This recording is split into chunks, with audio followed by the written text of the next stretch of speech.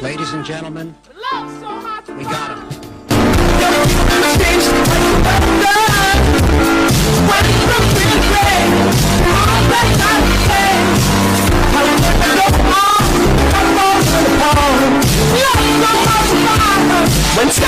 Haha.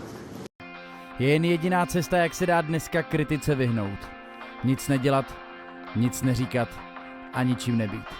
A proto se pojďme raději všichni společně víc zabývat tím, čím jsme my, než psát na cizí zeď, čím jsou ti druzí. Jdeme na to? Klávesnice máme všichni. Pojď.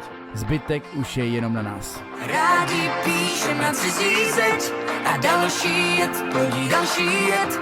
A to, že každý může mít svůj hlas, neznamená, že musíš soudit nás. Jo, dávno nečtu komentáře, pás bych musel nechat všeho bejt. Možná na zíp onehdá vylez, spíš praotec hejt. Sousedova veranda je téma, který letí.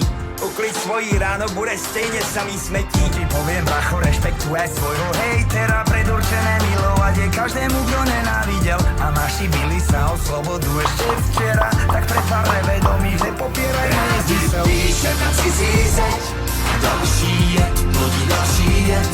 A to, že každý může mít svůj hlas, neznamená, že musíš soudit nás.